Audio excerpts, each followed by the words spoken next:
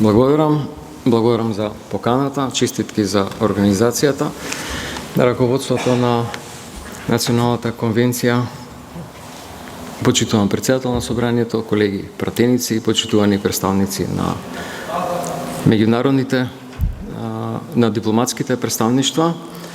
Најпрво, честитки за овие иницијативи, овие состаноци, затоа што исто како и на Советот за евроинтеграција, ово одличен форум да се согледаат повеќе мислења од повеќе чинители, поради тоа што само така како сублимат на експертските мислења од различни области, ние можеме нешто суштински да направиме на ова поле на евроинтеграциите. Тука има присутни членови на комори, синдикати, бизнис сектор, на универзитети, на верски заедници и навистина жалам што изминативе година и пол разговараме само за една иста работа, а тоа е дека реформи и прогрес треба да се случува, а всушност ништо не се случува и практично тапкаме во место, го губиме времето, а младите се повеќе се селат од земјава. Јасно е дека единствениот пат напред за земјава се европските интеграции. Тоа го докажа земјите од поранешниот источен блок, нашите соседи, кога пред 30 на години тогашниот председател на Полска Лех Валенса кажа дека ќе се такмичат со Јапонија, веројатно многу луѓе го земале со подсмев, ама сега бруто домашниот производ на Полска е тука некаде како Јапон. И огромен раст и развој има на таа земја и тоа е можно само и се припишува само на процесот на евроинтеграција, пристапот до заедничкиот пазар, унапредувањето, надградувањето и реформирањето на системот. Жалам што го добивме најлошиот извештај на Европската комисија за нашава земја изминатите повеќе од деценија. Евидентна е волјата на Европска унија да има проширување. Точно е дека многу пати сме биле ние во минатото разочарани. Имало вето од Франција и покрај значајните промени кои што се правеле во државата, кои што предизвикале, креирале проблеми, предизвици и во општеството, меѓутоа тоа е цената на патот напред. Ако гледаме во изминатите повеќе години од 2013 до 17, 17 до 20, 20 до 24 во сите овие 4 годишни циклуси, поддршката на Европската унија на земјите во Западен Балкан изнесувала некаде околу 6 милиарди евра. По милиарда евра во тие 4 годишни периоди за секоја една од земјата. Ама ако тоа го споредиме со средствата што како поддршка ги добиле Хрватска или Бугарија, кои што изнесуваат околу 40 милиарди евра за реформи, за инфраструктура, за патишта, за пруги, железнички, кои што доаѓаат како грантови. Јасно е на каде треба да одиме. Не знам зошто треба повторно да влегуваме во дубиозни и сомнителни кредити да правиме железница, кога ваму имаме грантови. Зашто ги задолжуваме следните генерации да враќаат милиарди евра за нешто што може да ни дојде гратис од Европската унија. Јасно е констатирано во извештајот за земјата изминатата година дека реформи нема.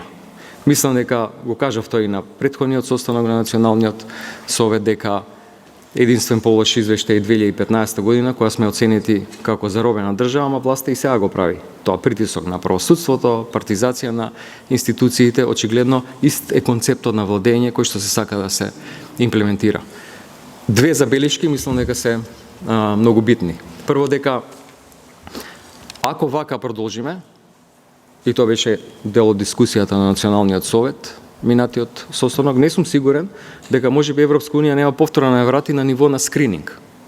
И второ, дека нема да биде единствен услов решавањето на билатералниот проблем со еден од соседите, повеќе како единствен услов да се отпочнат преговорите со Европска унија, да се отворат кластерите. Зошто? Поради тоа што не сме спремни. Нема никакво придвижување, ниту во делот на припрема за отворањето на кластерите, посебно на првиот фундаментал. Зошто? Повторно, трите патокази не се донесени за владење на правото, за функционирање на демократските институции и за јавна администрација. Значи сега да се случат уставните измени, ние утре нема да можеме да ги почнеме преговорите со Европската Унија. Што го става сериозно, става под знак прашање политичката волја на оваа владеачка гарнитура да нешто се направи во делот на евроинтеграциите. На страна ги ставам декларативните, би рекол, изјави. Ние сега ќе донесеме 5-6 закони, 12, ќе видите, ќе бидеме први и така натаму. Тоа веќе ниту малите деца не веруваат. Неколку сериозни забелешки во делот на неспроведувањето на препораките во делот на правосудството, не се донесени закон за парнична постапка, не е заекната улогата на судскиот совет, не е заекнат ниту доследно се применува АКМИ системот во електронското управување на судските случаи. Понатаму, во делот на борбата со корупцијата не е донесен нов кривичен законник, треба подобра имплементација на антикорупцијска стратегија и изготвување на нова, сега 2026 до 2030, и нема доволно човечки и финансиски ресурси на јавното обвинителство и другите органи во дело на правосудството.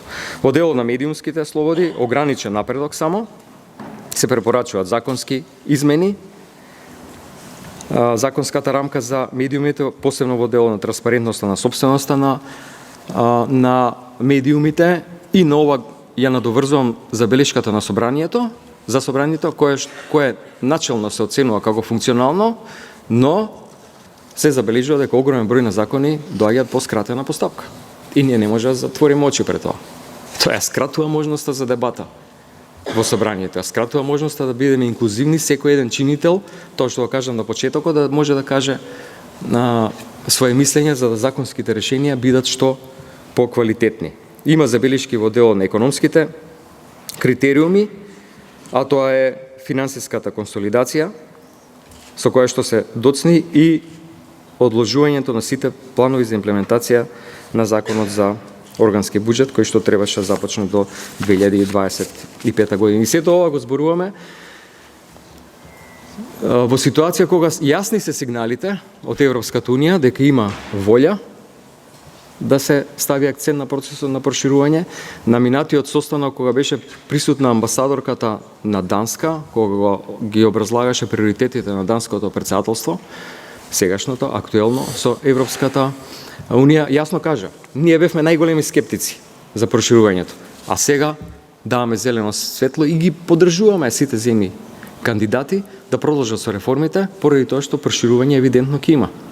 Пред неколку дена Албанија, со која што имавме првата меѓувладина заедничка конференција со Европската Унија, заврши 7-та конференција и го отвори последниот кластер за преговори. И кога ќе станат и Албанија и Црна Гора земји членки на Европската Унија, дали тоа ќе биде во 2027, 28, 29 година, а ќе станат, евидентно ќе останеме како слепо црево на Балканот, и тогаш никој нема да има оправдување зошто овој реформски процес се кочи. Што и да се случува на полето на постигнување на политички консензус, да се направи тоа што треба да се направи со уставните измени, нема оправдување за неспроведувањето на реформите. Во дело на правосудството, во дело на образованието, во дело на јавната администрација, понатаму во делот на економијата, тоа е тоа што нашите граѓани го бараат и го заслужуваат. Ми благодарам.